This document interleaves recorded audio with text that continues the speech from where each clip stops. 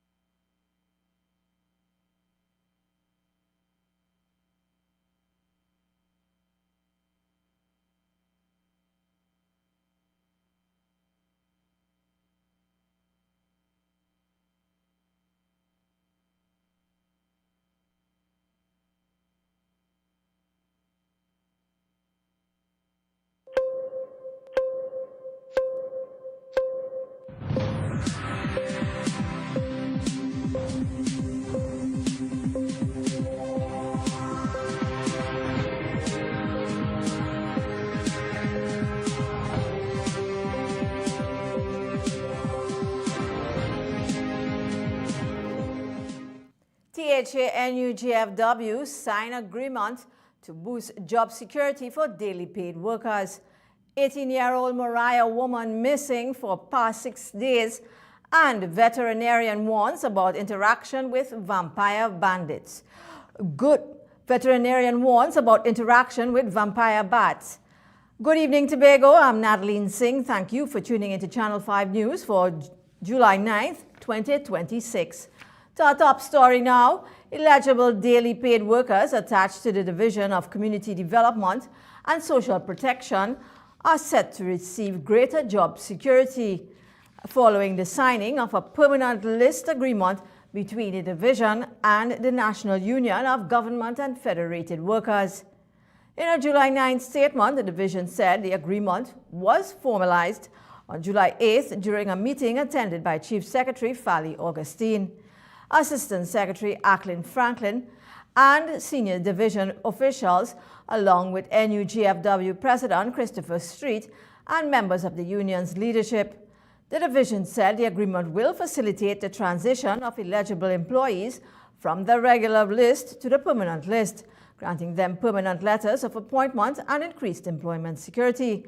The statement said the arrangement is also expected to improve the supervision and deployment of daily paid workers, establish a more equitable seniority structure, reduce prolonged delays in promotional opportunities, and strengthen workforce planning and succession management. The division described the agreement as a significant milestone, reflecting a shared commitment between the Tobago House of Assembly and the NUGFW to promote fair employment practices, enhance workforce stability, and support the continued delivery of quality public service across Tobago.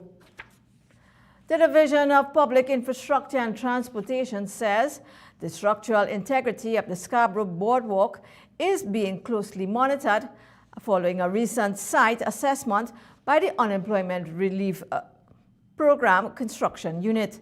In a media release issued today, the division said the team carried out a critical inspection of the structural support system beneath the boardwalk's decking. According to the release, the exercise was aimed at evaluating the subsurface structure, identifying any signs of deterioration or instability, and ensuring the continued safety and adequacy of the popular public space. The inspection team included Senior Program Coordinator Andre Fraser and Program Coordinator for Construction Tracel Alfred. The division quoted the URP Construction Unit as saying that regular assessments are essential to maintaining public infrastructure and ensuring the safety of citizens and visitors who use the boardwalk daily. The division added that it remains committed to proactive maintenance to preserve public infrastructure and build a safer, stronger community. Former Police Commissioner Gary Griffith is renewing his call for members of the Trinidad and Tobago Police Service to comply with the mandatory use of body-worn cameras. Griffith's latest appeal comes in the wake of Saturday's confrontation at the Queen's Park Savannah involving members of the Silver Stars Steel Orchestra and police officers. The incident, which occurred on July 5th, resulted in the arrest and charging of 4 individuals and has generated widespread public discussion over the actions of both the police and those involved. Griffith says consistent use of body cameras is essential to ensuring transparency and accountability during police operations. He urges that footage from the devices can provide an objective account of disputed events, support investigations, and protect both officers and civilians. And it would be difficult for us to ascertain exactly what transpired until this matter goes to court and evidence will be brought forward by both sides. Having said that, again, this matter could have been dealt with easily if it is, yet again, body cameras as mandated previously would be used by police officers. He maintains if officers are required to wear body cameras, they should do so at all times while carrying out their duties, particularly during operations where interactions with the public have the potential to escalate. Griffith says body cameras can go a long way in exonerating or implicating police officers in investigations. Comments made by the police officers, the statements made by the police officers would have been accurate, and it would have defended them if wrongfully accused by those persons who were charged. On the other hand, if it is that the body cameras were worn and say, for example, they were police officers in plainclothes who did not identify themselves, if it is that the police were the ones who initiated the confrontation without due process, then those police officers will now become culpable. Griffith says the wearing of body cameras was mandated under standard operational procedure, yet there is blatant refusal by the hierarchy of the police to comply. As Commissioner of Police, I acquired 1,200 body cameras and made it mandatory for police officers, whether it be on patrols, roadblock operations, warrants, whatever, they must wear the body cameras. Had these body cameras been worn, it would have cleared the police officers if wrongfully accused, or it would have ensured that police officers can now be charged and disciplined if it is that they abuse their authority. Former Commissioner says proper enforcement of the body camera policy would be strengthen police confidence in the police service while ensuring that officers who act professionally are equally protected by recorded evidence. The July 5th incident remains under investigation, while the 4 individuals charged in connection with the confrontation are expected to answer the allegations before the court. Meanwhile, Commissioner of Police Alistair Guevara says the police is committed to modernization and accountability, but the public procurement process is meticulous and time-consuming. The process, Guevara says, however, has been restarted and updates will be provided. Meanwhile, the Trinidad and Tobago Police Service has charged 4 members of the Silver Stars Steel Orchestra following an incident during a Tribe Carnival band launch at the Queen's Park, Savannah. According to police, officers were on duty providing security at the event during the early hours of a Sunday morning. Investigators say officers confirmed with the event's DJ that amplified music would end at 2 a.m. in keeping with the event's license. Police allege that although the DJ stopped the music at the required time, live musical performances continued.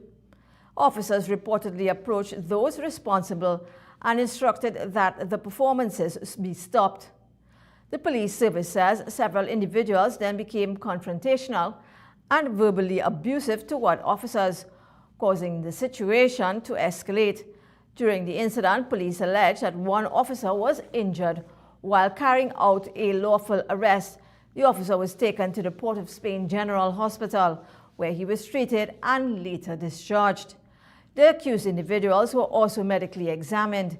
Police say 4 members of the Silver Stars Steel Orchestra were charged on Monday, July 6th with offenses including obscene language, disorderly behavior, and resisting arrest. One of the accused was additionally charged with assaulting a police officer. The 4 were granted bail and are expected to appear before the court on a date to be determined. This is news on Channel 5 and Pulse 89.5 FM.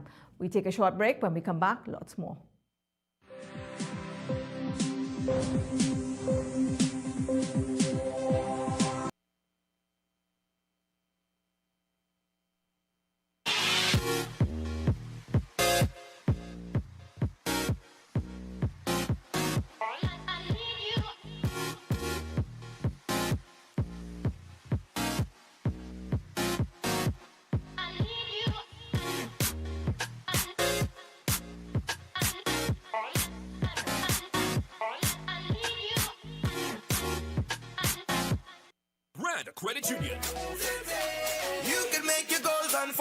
get it. You can live your dream, join the team, let's do this. You can get the help you need to succeed. Which run credit union, you can believe that you can achieve it. Today you can live that dream. Pull up to the job and some brand new week with Rand Credit Union. Yes you can, yes you can. Come in and live your best life today with Rand Credit Union. Welcome to the speed round of getting money right. Let's begin. Name some of the red flags associated with an investment scam. Pressure tactics to invest. Correct. Promise of money if you bring friends. Correct. Request for personal information. Correct. Bonus question.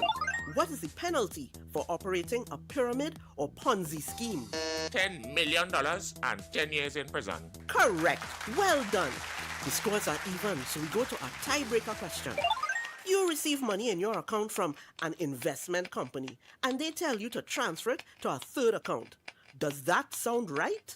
I think about it, and that's not right. Congratulations, you tinker! Getting money right is brought to you by the TTSEC. Visit investigateTT.com to access free learning resources and check the TTSEC for a list of registered individuals and securities. The Trinidad and Tobago Securities and Exchange Commission. You invest, we protect, everyone benefits. Escape to elegance at Le Chateau Suites Tobago. Gated privacy, breathtaking villas, unforgettable memories, where Caribbean dreams become reality.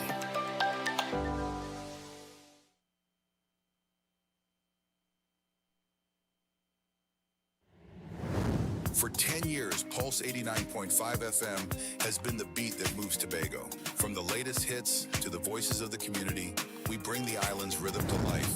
Every day, every hour. Stay locked to Pulse 89.5 FM, the beat of Tobago. Follow us on Facebook and Instagram, and stream us worldwide on the TuneIn app.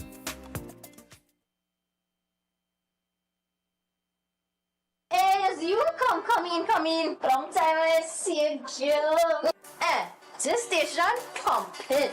Ready for children party. Tommy! Jay, you can't go nowhere with these children. And you know you can't depend on Kevin neither Steven to see about them. Yes. Total waste. So I supposed to stay home whole time? Jada is 12. She could see about them. You just leave Jada to see about Kia and Kayla. I thought it was your mother or your sister. Who? Them always busy. Jada could handle that. She cooking and cleaning a long time. And the next two, better know what time it is. It's only me, you know. I will talk to my mother. She just home these days. She will make sure the children okay. Alright. Let me see the moves for later. Before you ramage, make sure the children okay. Call 996 to report all child abuse now. A message from the Children's Authority of Trinidad and Tobago.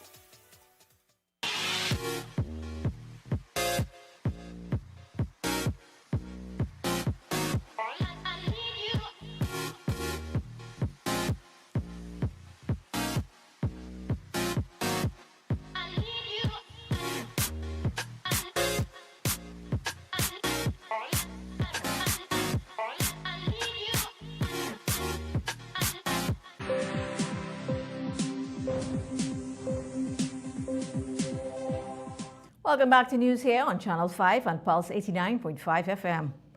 18-year-old Rachel Thomas has been missing for the past 6 days. According to a missing persons report posted by the police on Facebook, officers are seeking the public's urgent assistance in locating the Tobago teenager. According to the Trinidad and Tobago Police Service, Thomas of Mount Thomas, Moriah, Tobago, was last seen on Thursday, July 2nd, 2026. Police say she was wearing her school uniform, a white shirt, burgundy skirt, and a pair of white sneakers, and was reported missing to the Moriah Police Station on Wednesday, July 8th.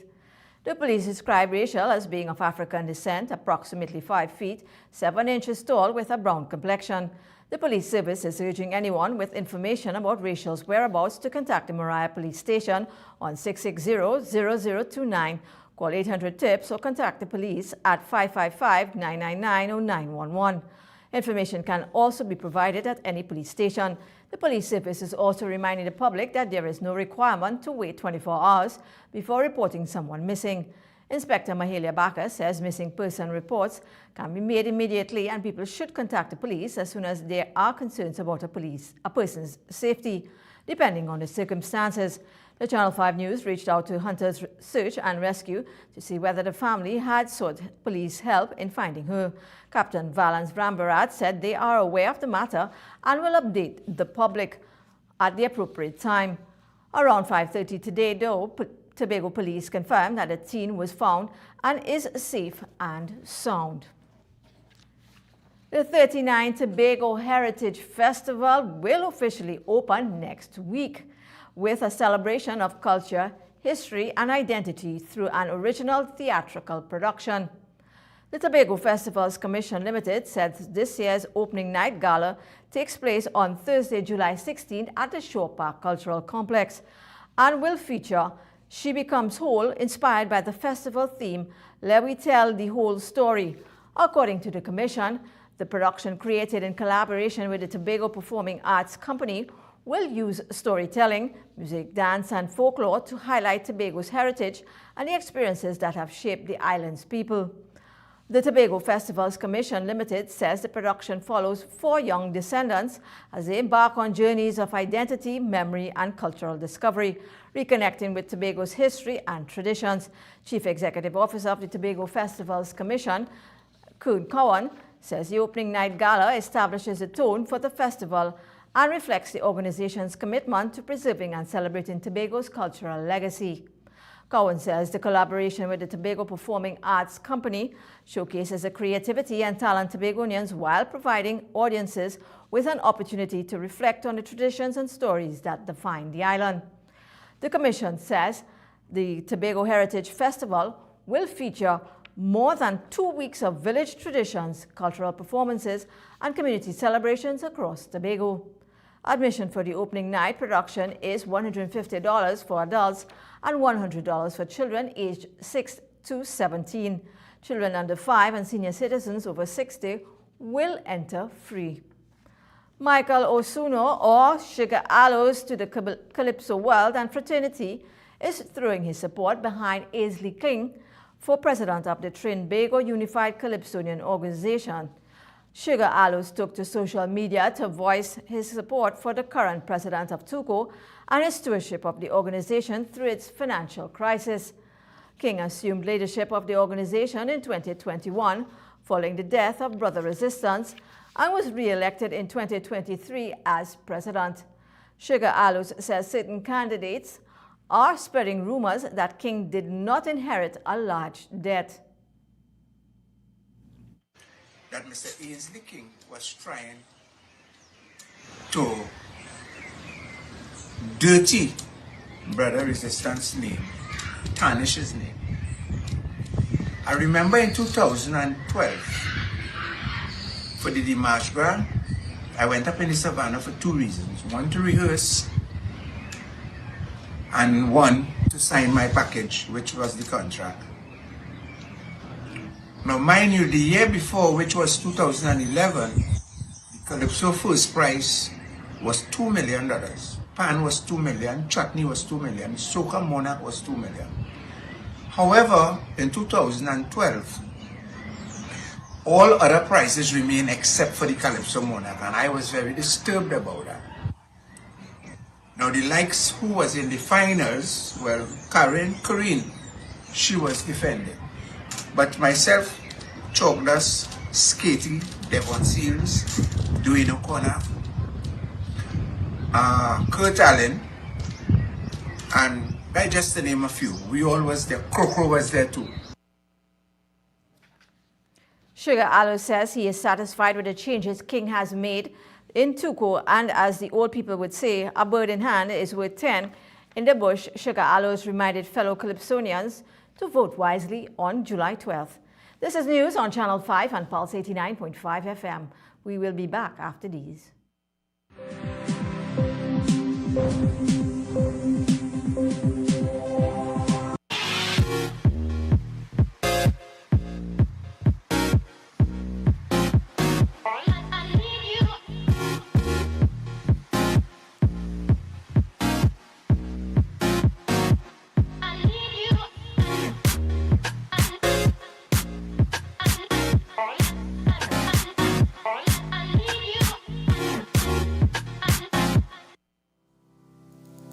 Does it feel like your loan repayments and monthly bills are taking over your life? With Cathedral Credit Union's debt consolidation loan, you can combine multiple debts into one convenient monthly payment, making it easier to manage your finances and reduce stress. Borrow up to $150,000 with repayment periods of up to 7 years, giving you the flexibility to take control of your financial future. One loan, one payment, less stress. Because financial peace of mind should be simple. Visit Cathedral Credit Union today. Call 868-235-6947 or visit cathedralcutt.com. Cathedral Credit Union. Member owned, member focused. You can now get whatever you need whenever you need it anywhere in Tobago with Tobago. Your meals, medication, groceries, and shopping all delivered directly to you. No more hassle, no more stress. Get the Tobago app today on Google Play or Apple App Store. That's TAPPOGO and let us deliver to you. Check our website at www.tapogo.app or call the experts at 494-TOGO and 484-4746. Tobago. Relax. We will get it to you. Tobago's at your service. MI4 Security Services Company is the most advanced security service in Tobago. Ask about our cash in transit service. It's safe, risk-free, reliable, and timely. We provide safe banking delivery for all business types and sizes with highly trained staff, 24/7 monitoring, coordinated emergency response, and a well-maintained fleet of armored vehicles. Contact us at 660-7723 or visit our website at www.mi4securitytt.com to sign up today.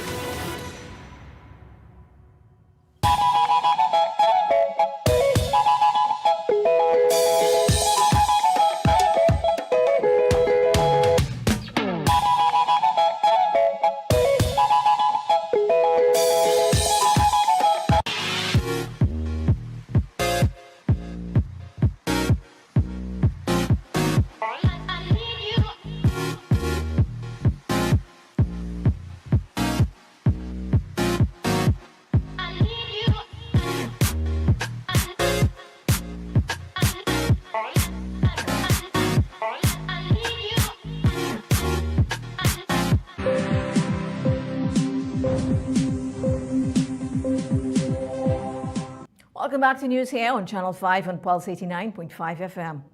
A veterinarian is urging Tobagonians to take precautions against diseases transmitted by wild animals following the recent death of a Canadian boy from rabies after coming into contact with a vampire bat. Speaking in a telephone interview with Channel 5 News, veterinarian Dr. Paul Crooks said while cases of rabies in humans are rare, the incident serves as an important reminder of the dangers posed by infected wildlife. Dr. Crooks explained that bats can carry the rabies virus and transmit it through bites or when saliva comes into contact with broken skin or mucous membranes, including the eyes, nose, or mouth. He is advising members of the public to avoid handling bats or other wild animals and to seek immediate medical attention if they are bitten or believe they have been exposed to a potentially infected animal.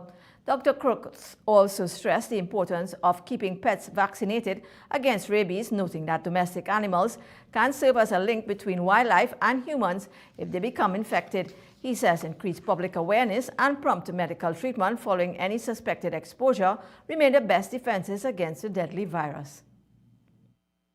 Relatively, yes. And as far as we are aware, for Tobagonians, the vampire bat has not been found yet. There was as recently as the end of the month of June, and it's still ongoing now. There's a group that's doing studies on bats here in Tobago, so they're trapping bats, they're examining the animals, measuring their wingspan, checking the genitals, taking swabs, collecting samples, and that has been happening now for about the last 2 weeks, it's fair to say, and we up to this point have never found a vampire bat in Tobago based on what we know currently about their migration and so on. We still think it's very unlikely a vampire bat will ever make its way to Tobago, but of course with people and vehicles moving, with animals moving, you can have animals, you could have potentially a person trapping a bat and bringing it up. Who knows what sort of scenario could present itself? Asked about the risk to Tobagonians concerning the vampire bat, which is found in Trinidad, Dr. Crooks says it's minimum now, but it does not mean that citizens should let down their guard. He advised that should a Tobagonian encounter a vampire bat, they should seek immediate medical care. But based on the history, he only ever interacted with bats. So for sure, if any person in Trinidad or Tobago has direct contact with a bat, it's probably worthwhile to seek medical care. In Tobago, the risk is very low. We don't have the vampire bat. The chances are there's nothing wrong. You'll be perfectly fine. But certainly in Trinidad, if a vampire bat lands on a person, even if there's no bite, that person should seek medical care and should receive post-exposure vaccination. In early July, an 11-year-old boy was sleeping in a cottage in Ontario when a bat landed on his mouth and face. The bat did not bite or scratch him, so the family did not seek medical attention.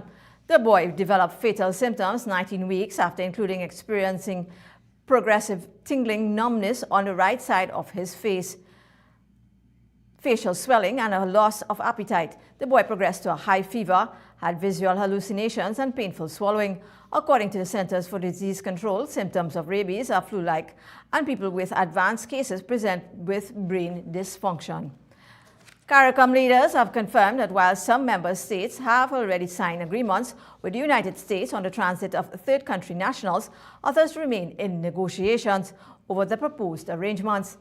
The issue was discussed during the caucus of the Conference of Heads of Government of the Caribbean Community at the 51st regular meeting of the Conference of CARICOM Heads of Government, which took place in St. Lucia from July 5th to July 8th, 2026. There, the regional leaders considered common concerns about the capacity of small states to manage the transit of those individuals. Heads stressed that every effort would be made to ensure the arrangements do not disrupt the security of countries in the region or divert resources and services away from citizens. They also sought to clarify that the proposed memorandums of understanding are intended to allow individuals without criminal records to transit through member states on their way back to their home countries and not to settle in the region.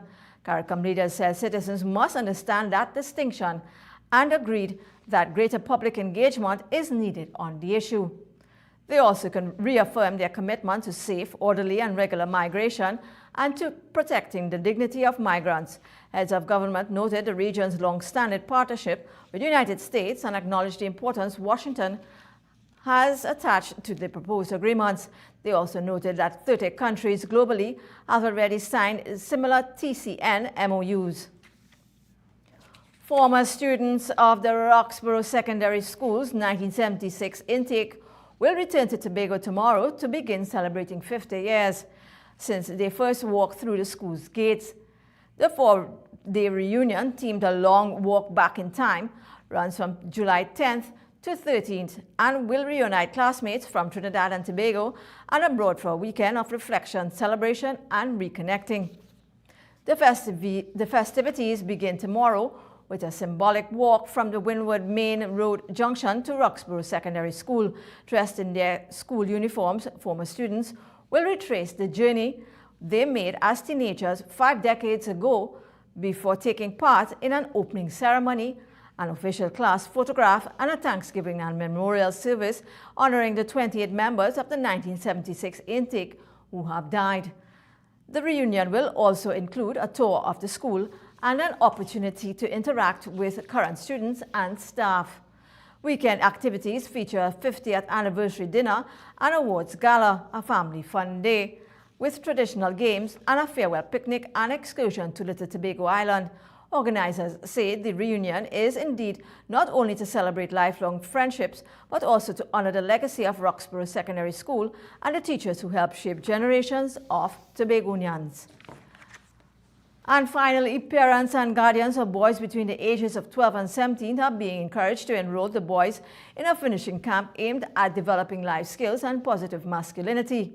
The program, organized by the founder of Be Men, Michael Stewart, is designed to expose men to lessons in etiquette, respectful dating, conflict resolution, leadership, and other skills intended to prepare them for adulthood. Stewart says the camp seeks to build confidence, discipline, and character while providing participants with practical guidance from positive male role models. Something that we use that has been quite successful is something that we call the peer resolution. So when there is a fracas, any fight, dispute that takes place, which will happen when you bring boys together, instead of we as administrators resolving that and instituting some sort of punishment or ban, we call a court together. So we ask them, out of your peers, select a lawyer each side, and you'll have a jury.